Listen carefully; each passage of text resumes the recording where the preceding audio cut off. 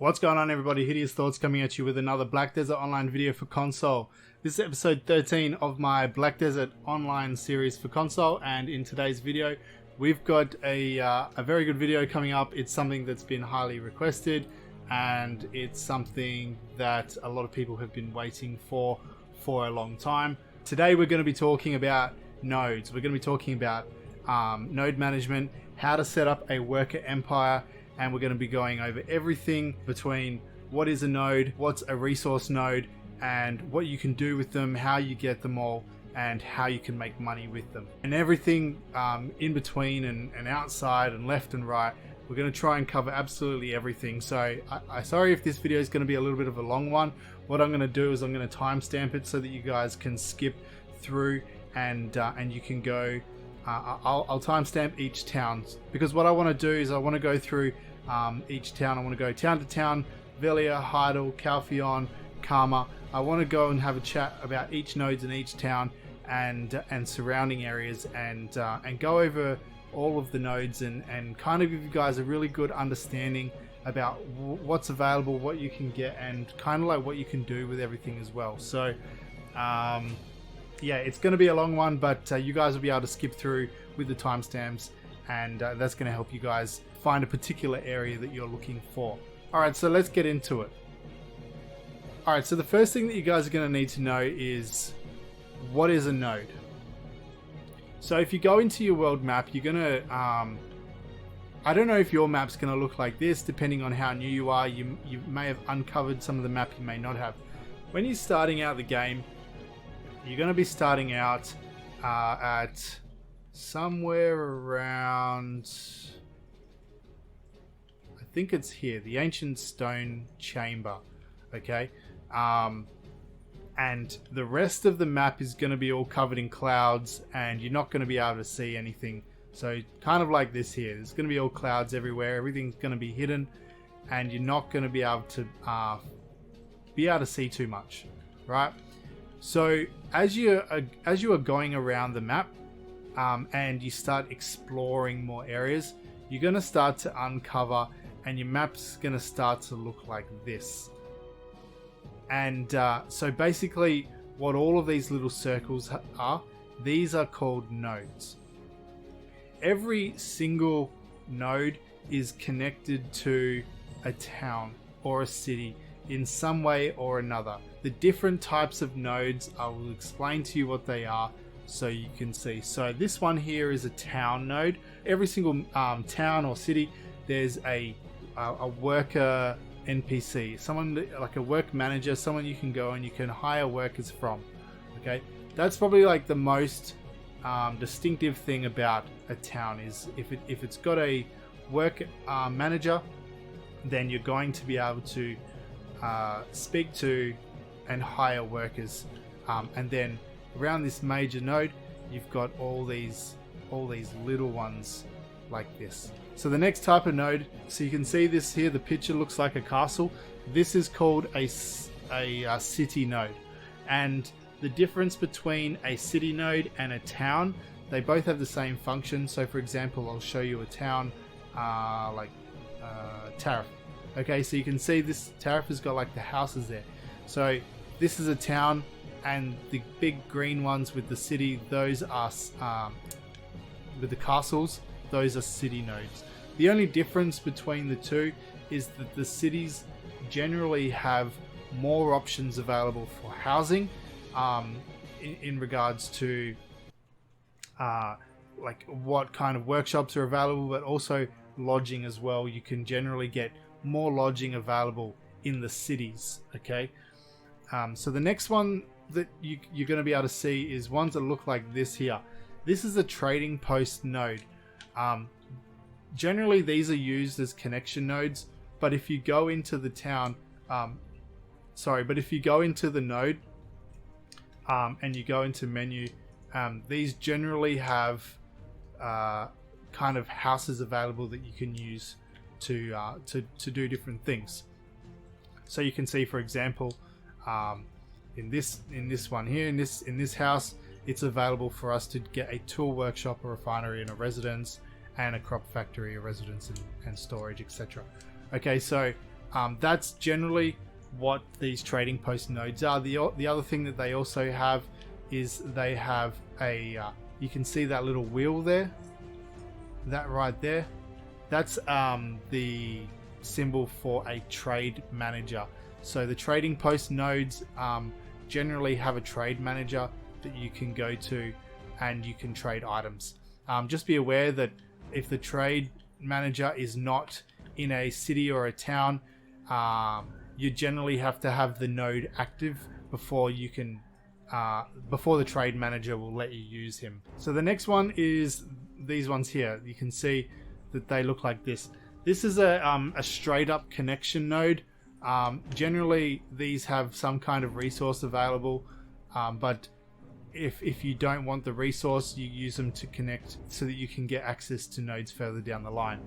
Seeing as how we're here right now, these castle looking nodes are gateway nodes. Generally these nodes here are really expensive and require a lot of contribution points to activate, but they're usually just used purely for connections to connecting through to other nodes. Okay, and the other type of node is a dangerous node, so something that looks like this. It's the exclamation mark, and generally these you'll find them if these will have a node if they're right in the middle of some type of area with monsters and things like that. So for example, the Palaku jail. So generally you'll just find these in areas with strong monsters and stuff like that. Some of them will offer resources in exchange for contribution points, like this Crescent Shrine one here, but usually if it's an area where there's a lot of strong monsters or something like that, if the node is right in the middle, that's generally you'll find that danger node symbol there. Within each of these nodes, for example, you're going to find sub nodes. So you've got your main town node or city node. Everything has to run through to a town or a city because that's how you get workers to there. And these outside nodes here, you're going to find sub nodes within them. So you can see if I click on this Kaposha here, and you can see the sub node is gathering or mining. Unfortunately on console, you cannot see what the resource is inside the node. So you can go there and you can see, for example, this star anise, fig and fig. Okay, so that's pretty obvious, that one there. If you've got one that says gathering or lumbering, there's no way to tell in game what the actual resource is. You can't tell what you're gathering, you can't tell what you're lumbering. What you can do is you can come onto this site here called Something Lovely, and I'll put the link to this in the description below so you guys can have access to this. Something Lovely is an amazing site that you can use to kind of get information about nodes and also to find them if you're having trouble finding them. So for example, this one here that we're at is Iris Canyon, right up the top here, and if I was to click on Iris Canyon, I can see here that the gathering node is Nutmeg and the lumbering node is Elder Tree. So from the Elder Trees you get the Elder Tree timber, okay, and you also have a special chance of obtaining Elder Tree planks and Elder Tree saps. The saps are quite valuable for the lumbering. They sell quite well on the marketplace, used for alchemy and things like that. Nutmeg is another node that sells quite well as well. Let's talk about the different types of subnodes. So the different types of subnodes go, they are farming and production nodes. Farming nodes will cover things like corn, potatoes, sweet potato and barley and wheat. These are generally items that are really popular for people who make a lot of beer. The main and the most popular ones are in Velia. There's a lot of those wheat nodes with the corn nodes, and there's a potato node in Velia, and Heidel has those nodes as well as Tariff. You can get sweet potato from Tariff. Mining nodes are really common and really valuable nodes to get because they offer you a lot of ores and they're generally quite inexpensive to invest in. as well. You also get a chance to receive special items like stones and crystals and other things like that as well. So they do become quite valuable, and you can make a fair amount of money off them if you utilize them well. Timber nodes are the next ones. Timber nodes are the nodes that you would invest in if you are looking for lumber, like this lumbering subnode here. You can see that for ash timber.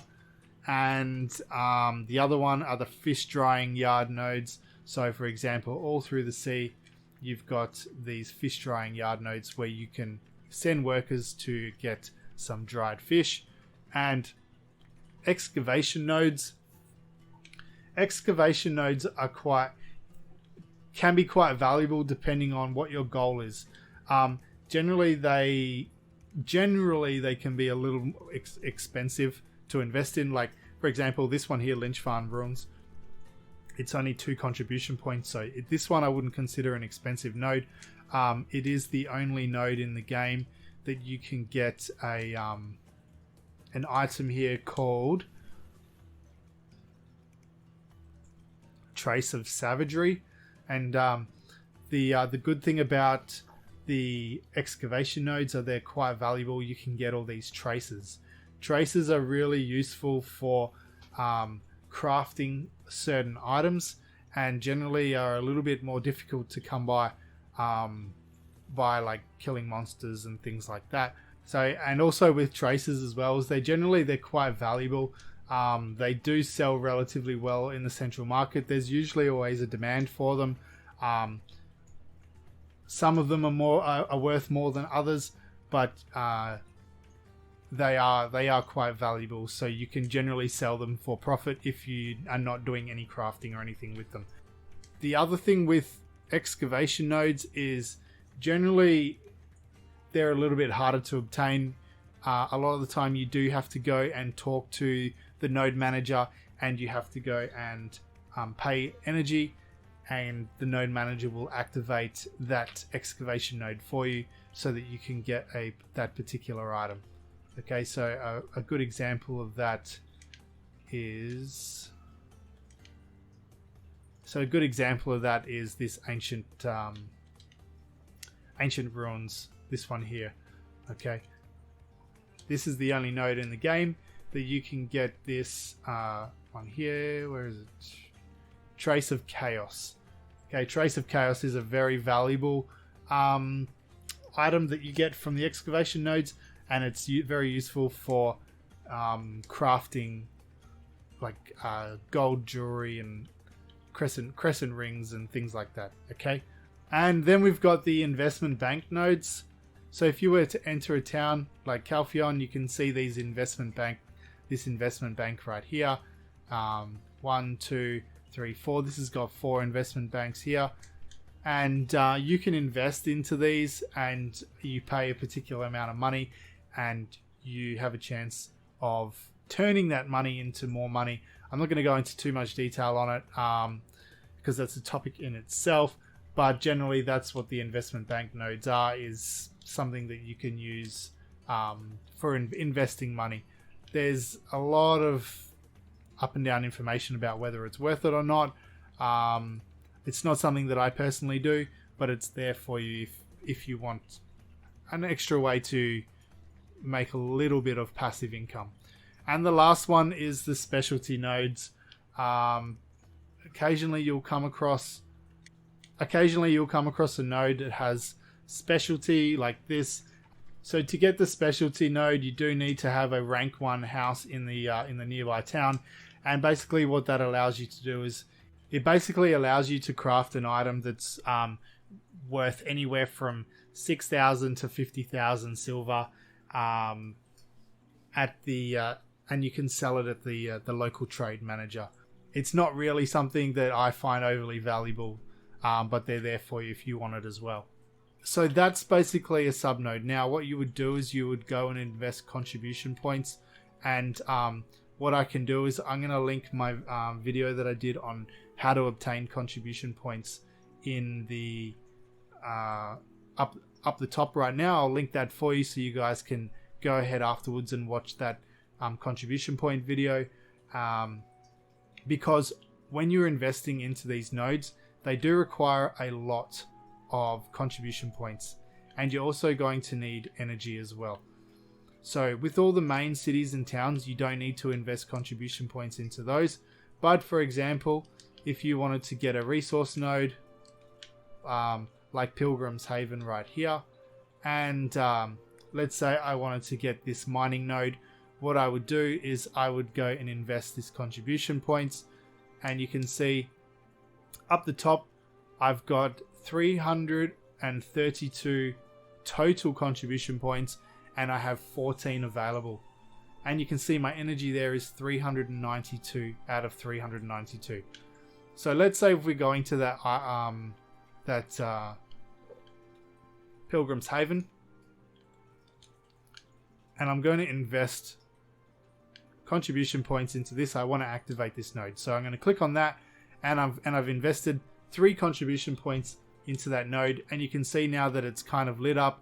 You can see this path between the town and Pilgrim's Haven node has lit up, so you can see that it's active. You can tell the difference between that line there and that line there, and the ring around it. So that's, you can pretty well tell what's active. After that, if I want to get this mining node, I invest another 3 contribution points. Okay, and then if I go into manage work, we can see the iron ore there, and then you can send a worker off. If you've invested contribution points into a node and you do want to get it back, you can do it real simple. All you do is you go into the node management again. If I was to come here and go withdraw contribution points, it's not going to let me do it because it says you first must withdraw the production node. So you need to make sure that you remove the production node there, and then you can close off that that node there, and you can see now that it's disabled. It's not active anymore. Just going to quickly have a look at my energy and contribution points. So you can see now I've still got my 14 contribution points. I got the 6 back that I invested. However, my energy has gone down to 373. So just be careful, guys, that every time that you're investing into a node, not only does it cost you your contribution points that will remain invested in the node until you cancel, but it's also going to cost you a one-time of energy, 10 energy every time you activate a node. Okay, so it's 10 energy to invest contribution into the main node, and then another 10 energy into every sub node as well. Okay, if you guys need energy and you want to know how to get energy, or you want to know how to understand energy a little bit better, I'll link my video in the top right corner now on energy, so that you guys can get access to that and watch that video after this one, and you can figure out how you can get more energy as well. So while we're on the topic of energy, the other thing that you can use energy for is you can use energy to invest into a node. So for example, let's say that we have this city here, Valencia. We can invest energy into Valencia city. What it's going to do is it's going to basically help you out with NPCs. So it's going to make it a lot easier to get amity, and it's going to really help with the favor of the NPCs as well. It's pretty much all you get from investing in a city node, is just help with the NPCs. That's pretty much it. If you were to invest energy into let's see, where is the jail? Okay, so let's say right here we click on this node and we're going to go invest energy.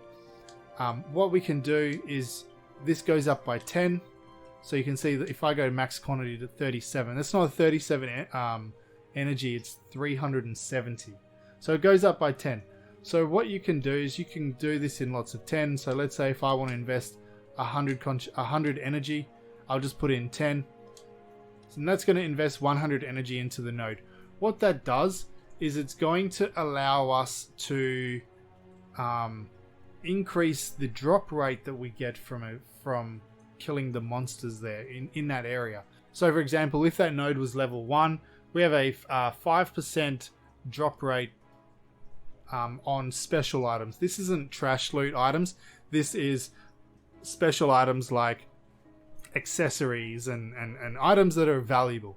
Okay, if we were to get that node to level 2, we have a 10% item drop rate, and going all the way down to level 10, we have a 50% increased drop rate, but this is on every 10th monster that you kill. Okay, so for every 10th monster that you kill, you have a 50% increased drop rate of dropping a special item. Just be aware that to get to a level 10 node, it's going to cost a total of 11,350 energy. So what a good way for you to do it is just to create as many characters as you can. I believe you can make like eight characters for free or something like that, and you can share your energy with all of your characters. So the more energy you have, the more energy you have spread throughout your characters. So if you've got 300 energy available, you've got 8 characters with 300 energy available, and you can just use all of your other characters to invest that energy into that node. So that's something that you guys might like to consider, is investing your energy into a node to get a better chance of obtaining more valuable items while you're grinding. Just be aware that a lot of the time, like, that you do have to invest your contribution points as well. So for example, for me to get this jail node here, it's cost me 5 contribution points, and so you kind of need to work out for yourself what your goal is with the node system. Are you doing it entirely for complete passive income with the nodes? You just want to get resources and then get all the resources and sell them, or do you want resources for a particular item that you're crafting, or do you just want to invest into a bunch of random nodes that you like to go and grind at, kill monsters, and you can invest energy into those nodes? There's a lot of different things that you can do with these.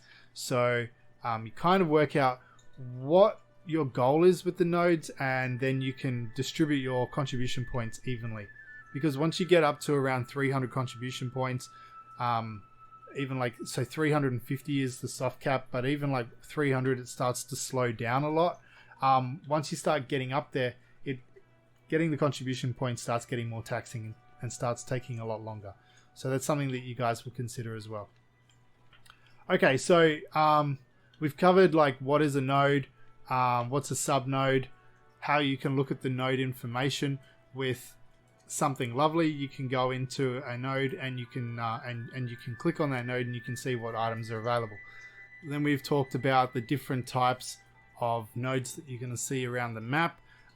We've also spoken about how you can invest into nodes for with energy for increased item drop rate, and I've shown you guys how you can withdraw your nodes and get your contribution points back. What I'm going to quickly do is, because we're here in Sangrain Bazar, I've got this this mining node down here that I do need to get a new worker for. I'm just going to quickly show you guys how you can go through and you can hire a worker. I also actually need a worker on this Caposha right here. So I do need 2 more workers in this town. So we're going to go through quickly and I'm going to hire a worker. And I'm going to show you how you can hire a worker and send a worker to that node. So what I do is I go into the Find NPC menu. I go into Worker, and that's going to set a waypoint to the nearest work manager that we can go and we can hire a worker from.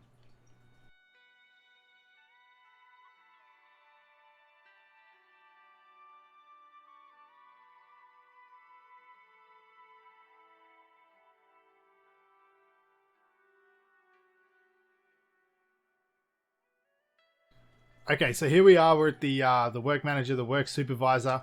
So to hire a worker, what you're going to need is you're going to need residences for your workers, or lodging for your workers to stay in.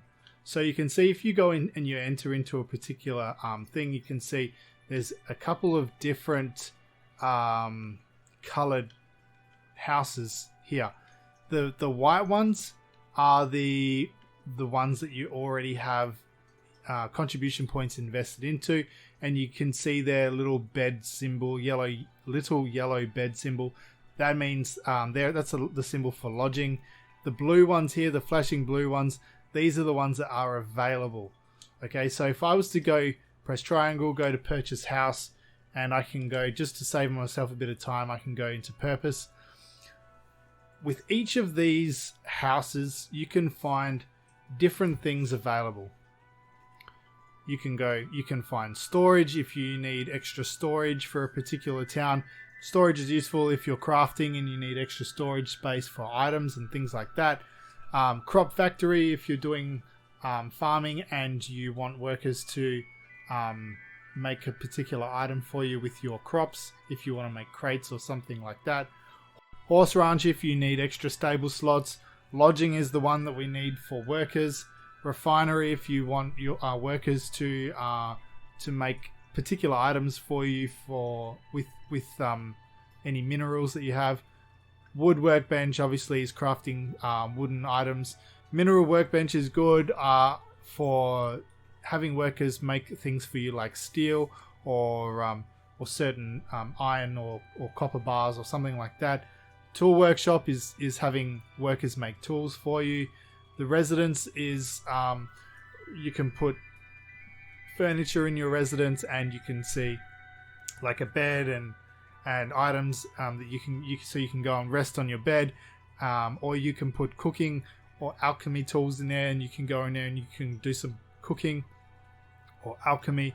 And the mushroom factory is making like mushroom crates if you're getting mushrooms and things like that. So these are all of the ones that are available in this particular town. It's going to vary from town or city depending on where you're at. Each one's going to have different ones like wagon crafting or armor workshops or whatever it is. Okay, so everyone's going to be different. So what we're after right now is we're after the lodging. So we can click on this. Now, currently I've got 3 workers active in this town. But you can see here I've got lodging for 1, 2, 3, 4, 5. And then you also get a free worker for each town or city. Okay, so I've actually got 6. I can actually get 6 workers in this town right now.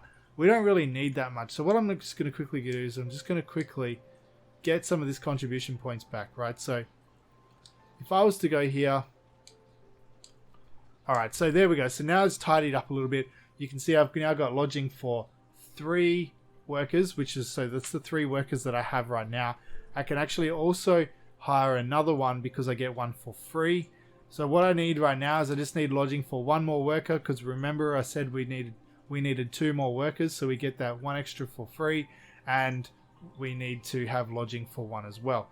Just be careful when you're doing this, guys, because some of this lodging costs more CP, so kind of tricksy. You really have to kind of pay attention. So for example, this one here, it says 2 lodging. You can see there, level 1 you can hire 1 worker, level 2 you can hire 2 workers. But if I was to go check purchase conditions, okay, you can see down the bottom required contribution points 3, but then I go check purchase conditions, it says my actual required contribution points is 4, and not only do I have to get this one, but I also have to get this other one. So if I was to look here, 2, 1 and 2, 2, this is 2, 1, this is 2, 2, we're looking at 2, 1 gives me 1 extra worker. Okay, so for 4 contribution points, I get 3 workers.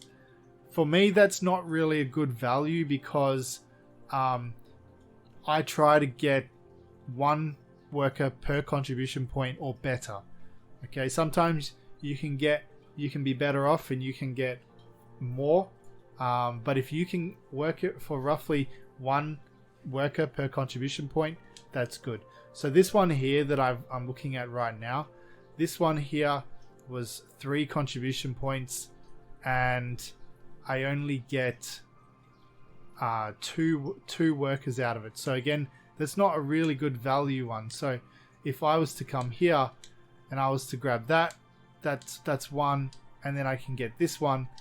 There's 2 workers that I just got for 2 contribution points. So what I could do right now is I could cancel this one here, and I could save myself 1 contribution point. So the problem with that though is that, remember, we needed let's see the workers that I need. I need 1 worker here, and then I need another 1 worker here. So that's 1, 2, 3, 4, 5 workers in total. Okay, so if I was to get rid of that lodging, I wouldn't be able to. If I was to get rid of this one, I wouldn't be able to have enough workers, because I would only have one there, one there, one there, and then 1 for free is 4. So what I'm going to do is I'm just going to quickly get rid of this one, and sometimes it's unavoidable. You just have to kind of pay a little bit more. Certain towns are more expensive than others. So this has allowed us now to have a total of 5 workers. Okay, so now that we've got our lodging sorted, we've got enough lodging for the workers that we need. What we're going to do is we're going to talk to the work supervisor, and we're going to look at the couple of different options here. So what I like to do is I like to look at the worker exchange, and I like to see if there's anything here in the market list. Sometimes other players will sell workers so that like if they don't need them anymore, it's a good way for us to kind of get better workers with more experience that we can utilize straight away, rather than having to level the workers ourselves. Also, make sure that when you're doing this, you've got a little bit of money here, because there's nothing worse than coming across a quality worker and not having the funds to pay for it, especially when you're contracting workers like this. So the next thing, if there's nothing in the worker exchange, we're going to come here into contract workers, and this is going to cost you energy. So another good reason why it's beneficial to have a lot of energy, because if you're trying to build a worker empire, this can get really annoying if you don't have a lot of energy to play with. So what we can do is we can come into into the contract workers. We're going to pay the 5 energy, and the first one that comes up is a naive giant. Naive workers are really trash. They have very poor stats, and I never ever advise you use them. Okay, if you ever get one of these, we're just going to go press square, view another one, pay another 5 energy, and we're going to go into the next one. So this is a green giant worker. This is a normal worker. These have relatively low stats as well. If you're starting out in the game and you don't have a lot of energy to play with, these are going to be the most common ones that you come across when you're rolling for workers. So if you don't have a lot of energy to play with, you can start off with these and then you can just build them up over time. But if you have energy to play with, it's probably best that you just skip along to the next one. Okay, so let's have a look. So now is the blue skilled goblins. So the skilled workers, generally most people won't hire anything below skilled. The skilled grade is when you start to see improvements in the worker stats, especially at level 30. And then once they reach skilled as well, you can sell these and make a bit of money on them as well. Okay, I'm after professional or artisan, so I'm gonna skip along to the next one. And okay, so here we go. So professional goblin. So once you get to professional, these are more common to roll than an artisan, but they're still not the easiest things to come across. Now goblins, the problem with goblin workers is they don't have a lot of stamina. You can see this one's only got 10 stamina. It's got 5.5 luck. The good thing about the goblins is they have a high movement speed and a high work speed. So this is a worker that you might consider putting on like something like an excavation node, something that has that takes a really long time to kind of finish one cycle, just because their work speed is quite fast, so it brings that down quite a little bit. They don't have as good luck as a human worker. Human workers have the most luck, but they really lack in the stamina. So you got to kind of weigh it up a little bit. What I'm going to do is I'm going to hire this worker because it's a professional. So Worst case, I can always just get it up to level 30 and then I can sell it and make some money. So I'm going to go again. I'm going to contract worker. We're just going to skip through and we're going to see what we can come across by the time I run out of energy.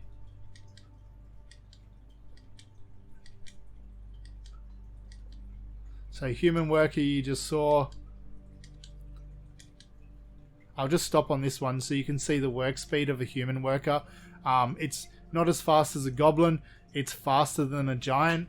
And human workers generally have really high luck as well. That professional goblin that we had 5.5 luck. And this normal human has 5 luck. So only 0.5 less and it's like 2 levels below. You can see the stamina there as well. That professional goblin only had 10 stamina, where the human has 30. The work speed is significantly lower than a goblin, but you weigh it up because if a worker runs out of stamina quite quickly, then unless you're feeding it and you're replenishing the stamina, then they're just going to end up sitting there idling, not doing anything and wasting time.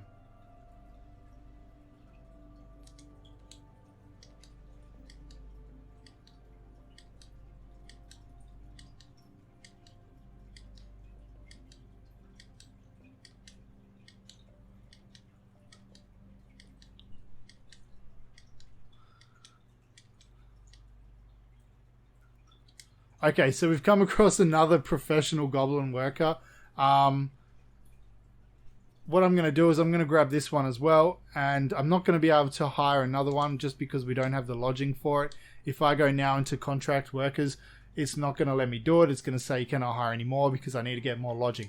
So this isn't too bad, because if you have a look at the distance between this town here and these resource nodes down here, it's quite a fair way away. So what you do is you press X, you go into manage work, and you can press R1 or L1 and you can change the different resource there.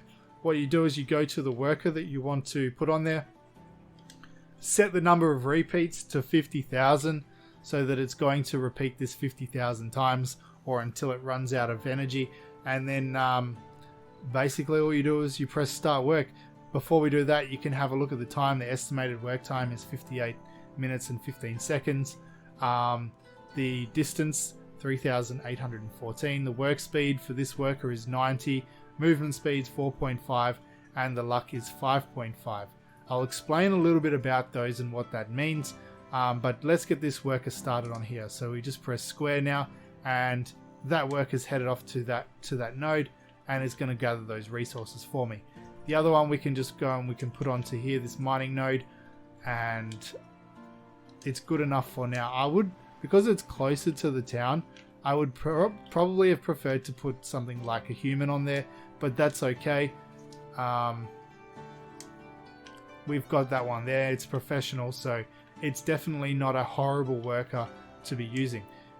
If you go to your worker list, and now we're going to go into sand grain, we can see all of the workers we've got here so far. So let's compare the stats. If I was to hover over this level 1 goblin right here, again, work speed 90, movement speed 4.5, luck 5.5, stamina is 9 out of 10, and you can see there it's got skills. So its basic skill is siege knowledge. So this worker has an increased work speed for crafting cannon and siege weapons.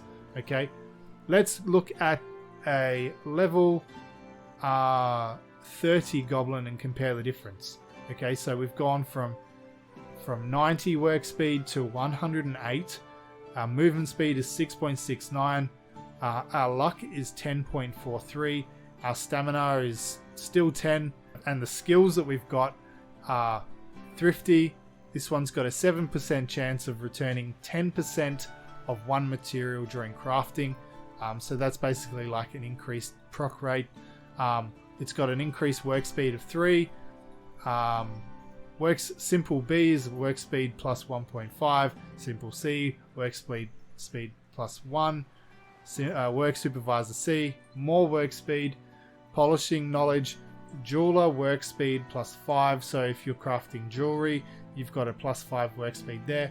And it's got an 8% increased movement speed. So as you're going up over the levels, so you can see there the levels go up. You've got level 1, then you've got 5, 10, 15, 20, 25, and 30. As you're going up through those levels, your worker's going to automatically learn new skills. Okay, so let's see this giant here, professional giant. It's got a work speed of 71.56. Compare that to the goblin of 90. The movement speed is 3.4. The luck is 9.19, and its stamina is 30. So that's the difference between the goblins and the giants. The giants have the most stamina out of all the workers, which is 30. The goblins only have 10 stamina, and the humans have 20. So all of these things you need to consider when you're thinking about how you're using your workers. If the node is quite far away, it's probably better to be using a faster worker, because then otherwise you don't want to be taking like 2 hours for one cycle on a node. You really want to get the most out of it, to get the most cycles each day. These will only work while you're online in the game as well. So if you've got a node that's taking 2 hours to do one cycle, it's not really time beneficial unless your console is on 24 hours a day, 7 days a week. It's not really beneficial. So that's how you put a worker onto a node. You can use this worker list here. Basically, to do that, you press L2 and up on the D-pad, and you can come down here to this worker list, and you can go through all of the towns if you want to pinpoint a specific town, or you can just go to all. Okay. Having a look at the artisan worker that I've got in Velia, you can see it's got this is a goblin, 139.97 work speed, so really fast. And this isn't a level 30, this is a level 29 as well. So that'll go up when it gets to level 30. 7.52 work movement speed, 11 luck, and it's got 15 stamina. So the stamina will go up depending on the level. So at artisan they have 15. This artisan human worker here, this is a good one to show you, because you can see the stats on a human worker. Work speed is 96.27, movement speed 3.93. So then definitely not as fast as a goblin, 7.52 and 3.93, but they are artisan giant is 3.7. Okay, but the luck is 20.4. So the humans have a massive amount of luck, and when you've got nodes like the so when you've got nodes like the excavation nodes, the main item in the excavation nodes is something, it's just trash. Okay, so for example, if we were to come here, obscuring golem fragment. Okay, so that's the item there. If we have a look in the storage, what that golem fragment is. Okay, obscuring golem fragment. It's just something we sell to a vendor for 900 silver. Okay, it's nothing. It's not valuable at all. But when you've got more luck, you have a higher chance of returning these traces or other items that are like special procs of that node, which is the entire reason you get that node in the first place. Okay, so that's why having using different workers on different nodes, you got to kind of be smart about it and think about how you're placing your workers. Having giants on farms is something I like to do, because they have a lot of stamina and they can work that farm for a long time, and generally farms don't have a massive cycle rate. So it's okay to put a giant on a farm and then not worry about it, and I don't have to feed it so often. And the more you feed it, the more it costs you. We got to feed your workers. You need to use an item called beer. Okay, you can use other items as well. You can process some cooked chickens, and you can feed your workers chickens and other food items. But basically what you do is, if you've just got, the simplest way to do it is just get beer. You can make this yourself, or you can buy it off the central market. You come into your worker list, as long as you've got the beer or the item in your inventory, you press square, and you can just feed all of your workers. Okay, and then basically that is going to keep all of their stamina up so that they keep working. So that's how you feed your workers to keep their stamina going as well. You can also increase the level or the grade of your workers, the tier, and once it reaches a certain level, then you can come across to promotional info. If you've got normal workers, it'll say normal in here, but otherwise you just go to the level, the tier that you want to upgrade. So for example, if I want to go to professional, I can come down the list here and I can see, so this worker here has actually got zero times left that I can promote this worker. Okay, sometimes if you're buying a worker, another player will try to upgrade its tier and fail, so they'll sell it, and then you won't be able to do it. If you're buying the worker off the marketplace, depending on the grade of the grade of the worker, you will be able to upgrade that particular worker's tier.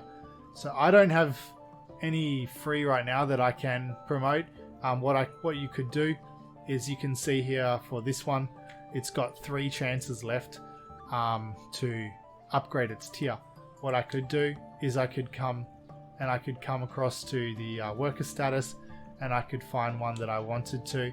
I can cancel it. Once its work cycle has finished, I can come across to the promotion info.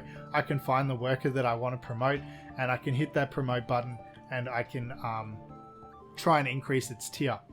There's a couple of, I would say, guidelines to increasing the tier of workers.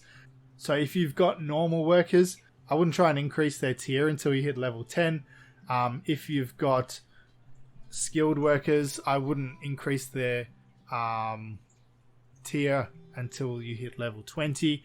And professional, I wouldn't try and make them an artisan worker until they're at level 30. It's just because the higher the tier, the less chance you have to successfully upgrade that worker. And each time you do a promotion, it takes 24 hours as well. So you don't really want to be stuffing around, wasting 24 hours on a promotion that fails. And you also have limited times that you can attempt a promotion on a particular worker as well. So you don't want to be wasting your promotion chances. Okay, if you fail it, you can always just sell that worker and get another one and try again. But just keep that in mind. So normals is level 10, skilled is level 20, and professionals is level 30. You can just let them all go to level 30 if you want. If you want to just go to level 30 and have max chances of getting a successful promotion, but that's up to you guys as well. You can do with that. You can decide on that what you want to do. Alright, so you guys now know how to hire a worker, how to fire a worker. Remember, you can come in here into the worker status, and if there's a worker that you don't want anymore, you can cancel their cycle, or you can just click on fire and you can just get rid of that worker. If it's a crap one that you don't want anymore, like a normal worker or something like that, or if you accidentally hired a naive worker, you can just fire it. But then if you have a worker that's high value that you don't want anymore, feel free to come into the worker exchange, and you can register a worker that you want to get rid of, and you can make some money. So for example, this one here, you can see I can sell this one for 3.4 million, and these fresh ones here are worth 31,000. This one here is 820,000. This one here, 905,000. Okay, and then you can check your registrations here, and if once they sell, they'll show up and you can collect the money. The work supervisor, he's going to take a cut. I think it's like 30% or something like that. Damn, this game's full of taxes, but that's the way that it is. So just be aware. But that's how you can sell workers as well if you don't want any more. You just come into the worker exchange. You can see in the market list what's available if there's a worker you want to buy, or you can register workers if you don't want any more and you want to sell it and not fire it and just make some money back on it. Okay, so that's how you hire a worker, fire a worker, put a worker on a node, and get that worker getting you some resources. After the cycle has finished on that node, you can see this one's got 18 minutes left. All of those resources are going to go back into the storage that's linked to those nodes. Okay. So what we'll do now is I want to go through each town and I want to have a chat about each node and kind of what I think is valuable and my thoughts on each node, and we're just going to go through and we're going to have a chat about it like that. Alright, so let's go through each town and we're going to have a chat about all of the nodes. We're going to start here in Velia. Okay, so Bartali Farm has a chicken meat production node, and the same with Finto Farm. The chicken nodes here are really good. You get chicken meat and you also get eggs. They're the only two nodes in the game that give you those two particular items. Very, very, very good nodes to have. The chicken meat, that you can process it. You can use it to feed your workers, and you can also use it for cooking recipes. The eggs you can use for cooking recipes, and they both sell really well on the market as well. Okay, so that's Finto Farm. If you do want to make beer, there is a couple of very cheap potato farming nodes here that you can get as well. There's also Logia Farm where you can get potato there as well. So this node here, Irwas Hill, I don't know how to say that. There's a good the lumbering node here for ash timber. With the timber nodes, the thing that you want with the timber is you want the sap. The sap is what's going to make you the good money. Obviously, the proc rate is going to be lower than getting the timber itself. The timber is good if you have high processing and you can turn it into planks and you can get special procs and you can sell that as well. But generally, the high value item with lumbering nodes are the sap. Tuscany Farm has two corn nodes, and this is quite cheap as well. They're only 1 contribution point each, so you can get that whole lot there for 4 contribution points. And corn is another item that's used for making beer. So that's if beer is something that you're interested in making, then that might be a good node for you. The Forest of Seclusion has a good mining node here for copper. I like to get the mining nodes because I feel like the ores are quite valuable. And the Ancient Stone Chamber, I like this node as well, the Excavation node, because you get the Trace of Earth and the Trace of Ascension. And even if you're not doing anything with them right now, they will definitely come in handy. Otherwise, you can always just sell those traces for pure profit on the market. Okay, the Coastal Clave, these are really cheap mining nodes that you can get here. There's two contribution points there and another 3 contribution points right there, so that you can get workers on those, and you can start getting some iron ore and copper ore there as well. If you're doing a lot of crafting, especially if you're doing armor crafting and things like that, the ores are definitely going to come in handy for you. Okay. The Balanos Forest is has another ash timber node right here, and the gathering node here is mushrooms. So you have a chance to get Spirit's Leaf with the lumbering node, which is a really good alchemy item. It sells quite well on the marketplace. And the mushrooms don't really like. They definitely don't sell well on the marketplace, and I don't make crates, so it's not something that I'm interested in. You do have a chance to get Sunrise Herb and the pile of Sunrise Herbs from there if you're doing alchemy, so keep that in mind. The Forest of Plunder is another mushroom herb where you can get arrow mushrooms and big arrow mushrooms. So if crafting mushroom crates is something that you're interested in, then you might like that. And Imp Cave here also has a couple of mining nodes. If you do want to get these extra ones, you probably need to link some housing from Olvia, just because you're very limited on the housing that you can get in Velia. Tuscany Farm does have a house available that you can get some extra lodging from there, but if you want a lot more, you're going to have to link it from Olvia. Olvia, while we're here, Olvia has these two nodes up here. They have an olive node and they have a grape node. The olive node is these are the only nodes in the whole game that you can get olives and grapes from. So just keep that in mind. The grapes I find sell really well, and the olives can come handy too, but they don't sell for too much money. So I like the grape node. The olive node is not my favorite.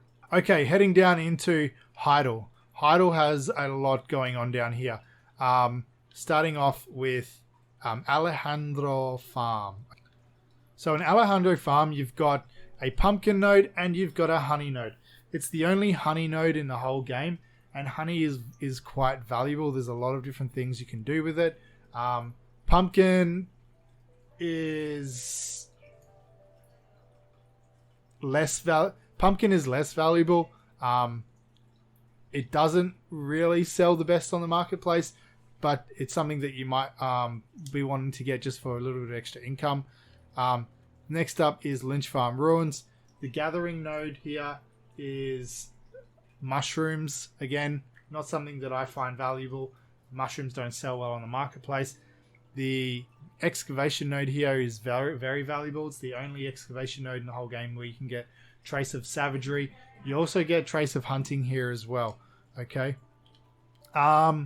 The northern plane of Serendia, the gathering node is a mushroom node. You can get Silver Azalea from here as well. And the lumbering node is maple timber. The maple sap that you get from the timber is quite good. It's a good one to get. And then coming up here to Lynch Ranch, this is the only node in the whole game where you can get fleece from as well. So it's quite a good one. It is like relatively expensive to get this node, just linking it all the way. But it is the only one in the whole game where you can get the fleece from. There is a couple of good nodes here for if you're making beer. Again, there's another pumpkin node here in Costa Farm, and there's a wheat node, and there's also a flax node. Okay, so this one here has a flax node as well, and another wheat node. So if you're making beer, those might be two good nodes for you to get, and the flax nodes are very valuable. If you're doing processing, or if you want to level your processing, flax is amazing for processing, and it sells quite well on the market as well. Especially since the ships were released, flax is an item that is definitely required to make the ships, so they will sell quite well.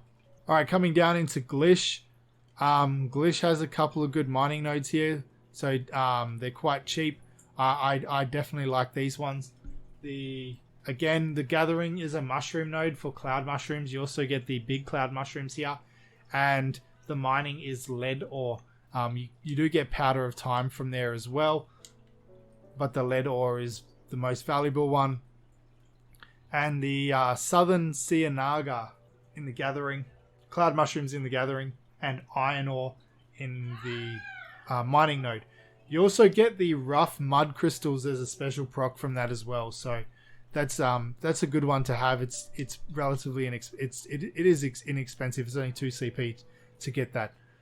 If you were to continue down to Serendia Shrine, you can get pine timber from, and this Kimhut lumber camp as well is another pine node as well. So if you are doing crafting and you require pine lumber or pine planks or something like that, these two nodes here are very valuable to get that pine from. Saves you chopping down some trees. Castle ruins here as well. It is like relatively expensive to link, but there is a maple timber here that you can get, and for maple sap as well. So heading over to Keplan, this one here, Gluttony Cave, this one here has a good mining node. It's a good one for you to get coal, and you also get powder of crevice there as well if you're doing any alchemy or you're crafting any like clothing or something like that. The gathering node is emperor mushrooms, and you also get a special proc for big emperor mushrooms as well. The other one here is the Keplan quarry, is another good node for coal, another coal node as well. Alright, in Calpheon has a lot going on in Calpheon. So heading over to the northern wheat plantation, this one here has the paprika. You can also, again, remember I mentioned earlier about the investment banks. So you've got the investment bank here if that's something you want to do. But you've also got these two wheat nodes here, wheat and barley, if you are making beer.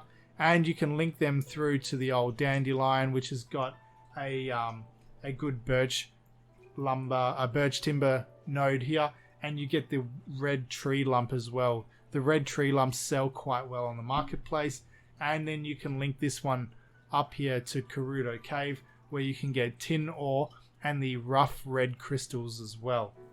Bernie Anto Farm, this one here you can see I don't have this one activated, but if you go into the node manager on this node here and you speak to him, he will open up a excavation node for you where you can get Trace of Battle and Trace of Forest. So they're the ones that are in the local vicinity of those towns. With the Keplan, a lot of people like to use Keplan and come down here into Marie Cave because there is it's a good pine node there for pine sap as well, and you've got ghost mushrooms there, but you can also then link this one through to the Fountain of Origin, and the Fountain of Origin is a really good excavation node where you can get Trace of Origin.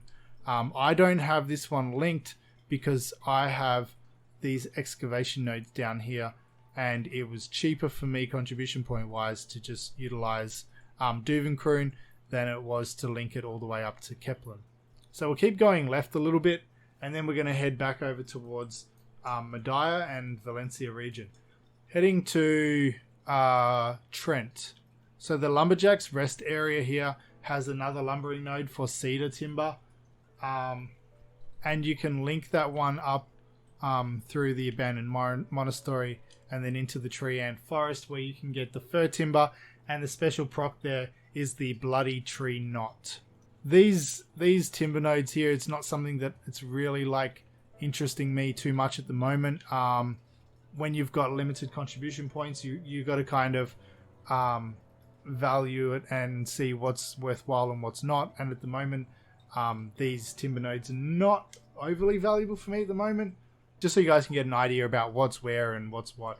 So this longleaf tree sentry only has a gathering node for mushrooms as well. It's not something that I overly value.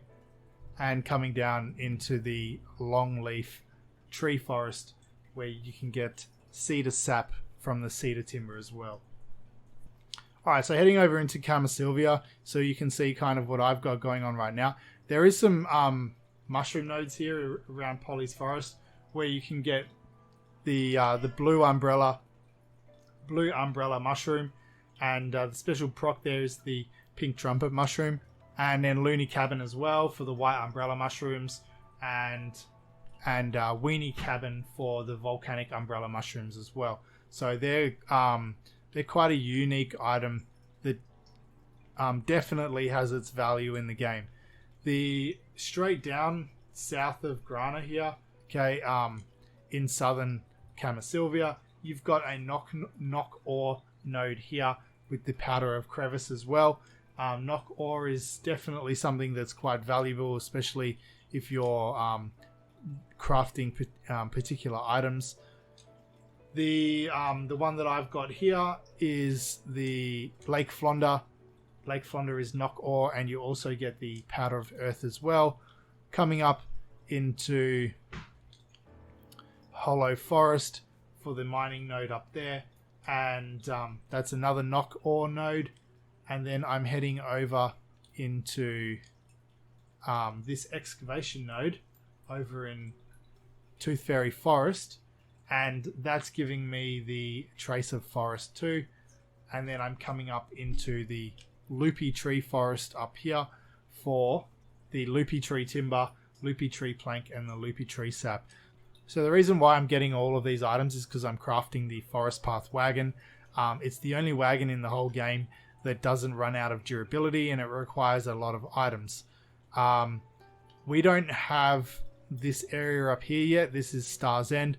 There is an item up here that can only be crafted. It's the only node in the whole game that can be that you can get Trace of Death from, and it's one of the items that I need. But for the meantime, I can get it by killing monsters. But for the time being, I'm just getting all the timber and the knock ore, and I'm collecting it for that. Coming down into Duvencrune, just be aware that Kamalsyvia and Duvencrune are very expensive contribution point wise for housing for your workers. So really just pay attention to that. I got some lodging through the pearl shop. So that's something that you might want to consider as well. If you get the Kamalsyvia one, it also covers Old Wisdom Tree as well, so you can get some lodging through the Pearl Shop that covers Old Wisdom Tree and Grana. And then I got the one for Duvencrune as well. And that basically, with my 3 Pearl Shop lodging and my 1 in Duvencrune, that was able to get me my 1, 2, 3, 4 lodging that I need for these nodes that I've got here. So I didn't have to invest any contribution points into Duvencrune itself because it is quite expensive. Okay, so having a quick look at the nodes here in Duvencrune. So the Akum Rocky Mountain has 2 mining nodes here where you can get knock ore from one and iron ore from the other one. And you can also get the rough lapis lazuli. Okay, so that's a special proc item that is definitely valuable. You can use that for a lot of things. Coming down here into Calc Canyon. This here has got 2 mithril nodes. They're mining nodes. One's knock ore, one's zinc ore. So they're both valuable in themselves. But you also get mithril. Pay attention to the cost of these nodes. Both of them are 5 contribution points each, as well as the main node. So there's 6 contribution points in total.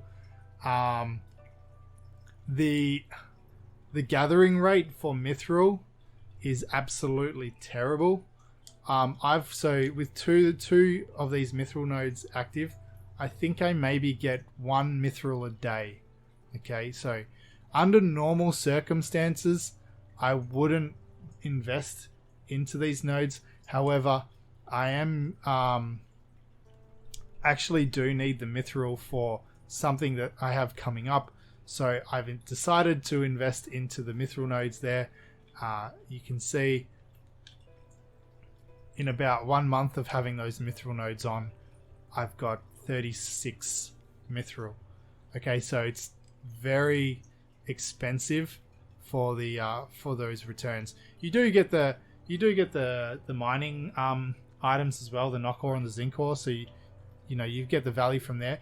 But if you are after just the zinc ore and the knock ore, there's definitely way cheaper options of other nodes that you can get that don't require stupid amounts of contribution points for you to get those items.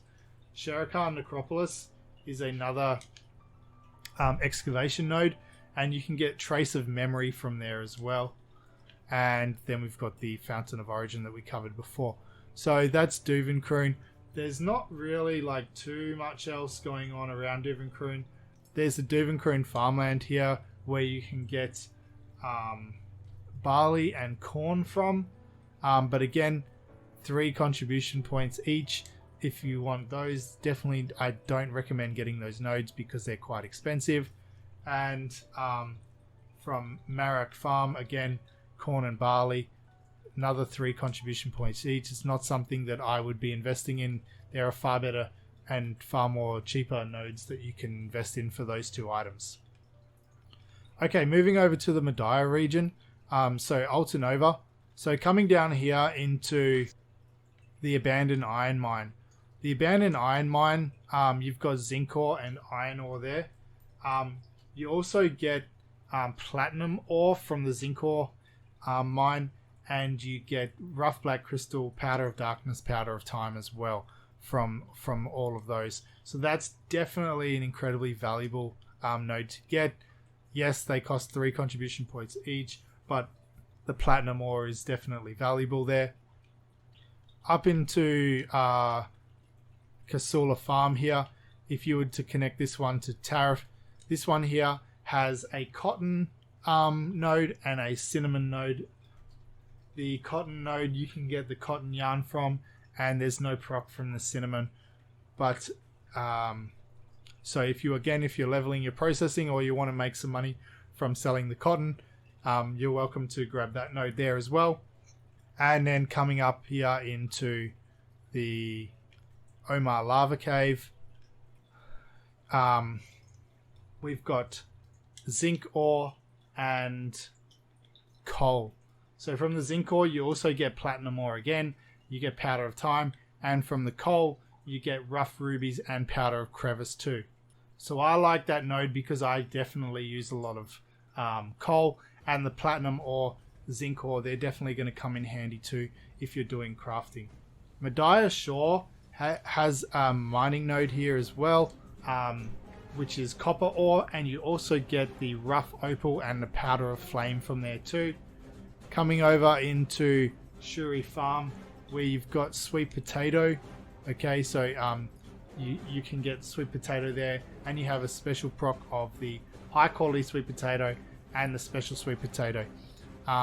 They do sell relatively well on the market. I would probably go the sweet potato over the cotton if you're doing this for profits, but that's just me. And then into the excavation node here again, where you get that trace of chaos, trace of earth, and then up into this mining node here, ancient fissure, where you can get zinc ore, the rough red crystals, powder of time, and the gathering node there is mushrooms. But for 3 CP, I wouldn't be getting the mushroom node there. Okay, moving over into Shakatu. Into Sangrain Bazar. Alright, so we covered this a little bit earlier. We've got the mining node at Kaposha for the copper ore, rough opal, and the powder of flame. And then the gathering node there is Tef. If we have a look at the price of Tef, okay, so you can see the base price there is 479, and there's 58,000 on the market at the moment. So probably not something that I would be investing my contribution points into right now. Coming down here into the Bazar farmland, it's got a Tef node again, but it's also got a nutmeg node. I really like the nutmeg nodes. I feel like they're very valuable. It's something that I like to invest into. And then down here into the mining nodes for iron ore in the Crescent Mountains, and 2 iron ore nodes there. Both of them give you the rough black crystals and powder of darkness. And then into the Crescent Shrine. Now with the Crescent Shrine, you've got this mining node here which gives you titanium ore. Titanium ore is very valuable, and you also get the rough violet crystal and the powder of flame. The gathering node here is date palm. Dates are actually something that I like to get they generally sell relatively well. Let's see what they are at the moment. So see, they're only 605. There's 3,000 on the market, and it's all. It looks like it's all the same person selling them. And there's pre-orders there at min price for 1,000. But generally, the dates do sell relatively well, so it's something that you can look at getting. But there are cheaper date palm nodes that you can get as well. If you are coming down here, the Uckman node, if you are grinding at Uckman, this is maybe something that you could invest into and invest your energy into leveling this node. If you are doing that, you may be interested in getting this gathering node here for figs. But if you're not, for 8 contribution points, it's not something that I would go out of my way to get, just because it's very expensive. Okay, and then in Pilgrim's Haven, you've got a lumbering node, which is cactus rind, and you've got iron ore in the mining node for the rough black crystal and the powder of darkness again.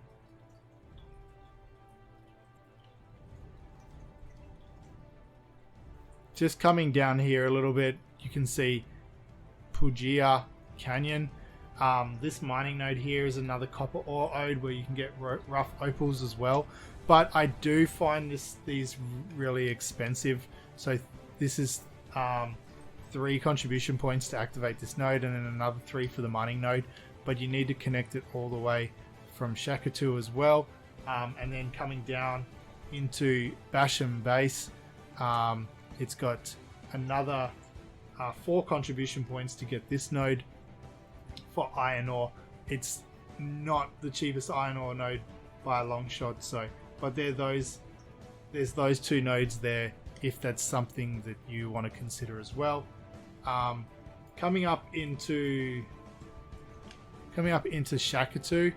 Shakatu has a couple of really good nodes here. Star Anise sells like shit. There's really not well, at the moment it does. There's always so much Star Anise on the market.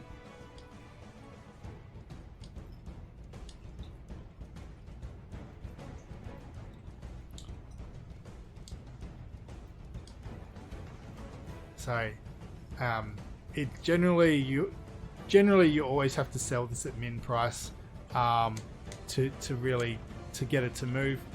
So I kind of gave up on Star Anise, but the fig nodes here, I do like the fig nodes. So having another look, so there's 2 fig nodes here, 3 contribution points each, and there's no special procs on the figs, but the figs they do sell quite well. You can connect this one over all the way up over here as well to Iris Canyon. So the gathering node here is Nutmeg, and the lumbering node is the Elder Tree timber for the Elder Tree sap.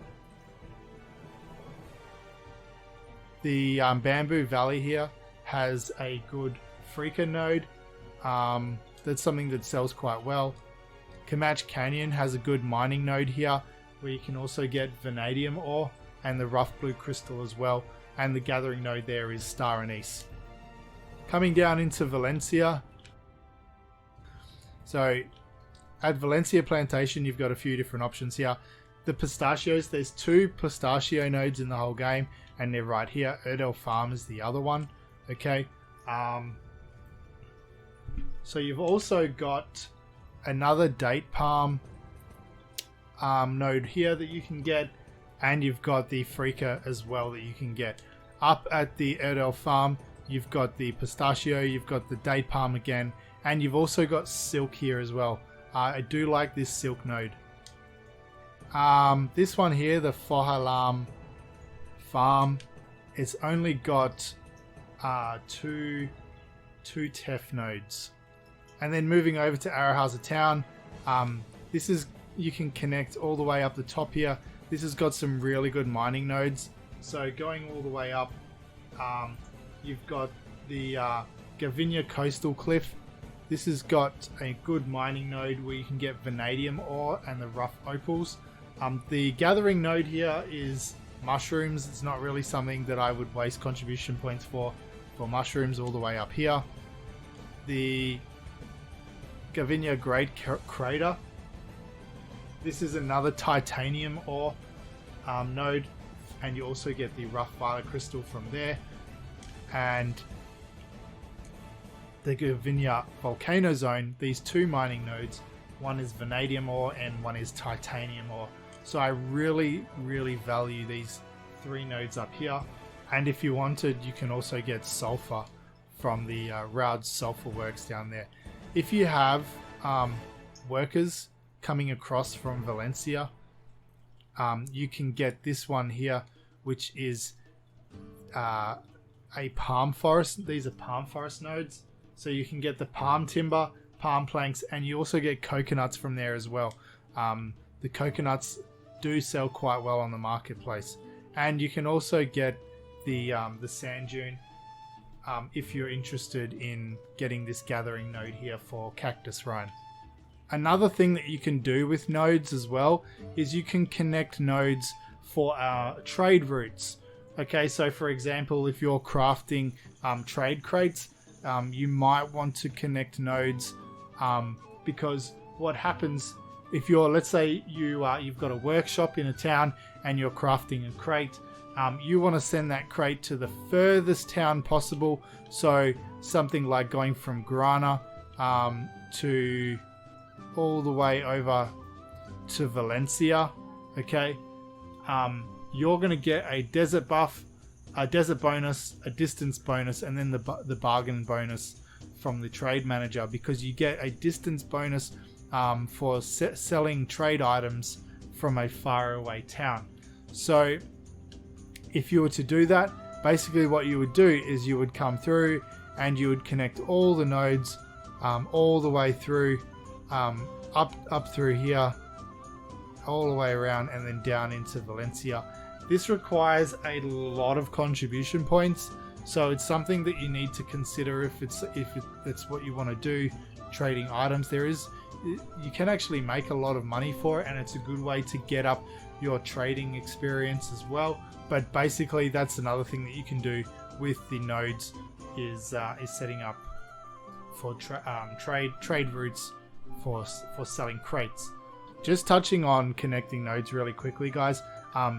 If you are looking at connecting a node from a particular town, like if you want to send a worker from somewhere to from a town to a resource, try to do it as close as possible.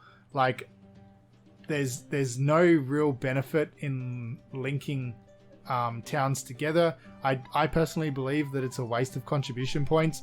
You don't want to be sending workers from Velia all the way over here to like Shuri Farm or something like that. Okay, you could probably send workers from Velia up here to Mediah Northern Highlands or something like that, but I wouldn't be sending workers from one town halfway across the map to another town, because it's just a waste of contribution points connecting all of those nodes, when you could be using those contribution points to invest in other things that are going to make you money.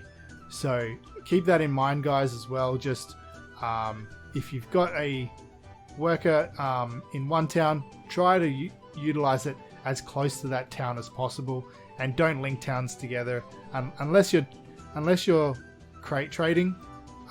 Linking towns together is a waste of time and a waste of contribution points.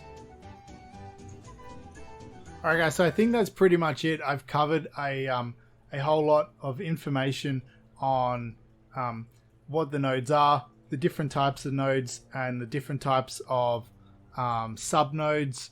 I've also covered a little bit on how you can hire a worker, how you can use contribution points to get lodging in town, and then you can go and talk to the work supervisor so that you can hire workers and you can assign a particular worker to a node to start getting you passive resources. You can use those resources for crafting materials, for cooking, for alchemy, and for selling on the central market for pure profits. And we spent some time going through all the towns, looking at each of individual nodes, just to give you guys a kind of like a rough idea about what are the nodes that were worth talking about and what I find valuable as well. And I also explained to you guys how you can connect nodes, how you can activate nodes, and how you can remove nodes so that you can get your contribution points back if you change your mind later on or you want to change things around. Don't forget to utilize the worker list so that you can hire and fire workers, and you can also look at the tasks that they're doing, and you can cancel their tasks if you want to move them around, or if you wanted to promote the worker to try and increase their tier. But I think that's going to be it for this video, guys. I know it was a long one, but we'll leave it at that. If you've got any questions, feel free to leave it in the comments below. I'll answer as many questions as I possibly can. Thanks so much for watching. I appreciate all you guys' support. Like this video if it really helped you. If you didn't like the video, like it anyway. Hit that thumbs up button. Subscribe to the channel if you haven't already. And hit that bell button for notifications on future videos like this. Thanks so much for watching again. I appreciate all of you guys. And I will see you in the next video.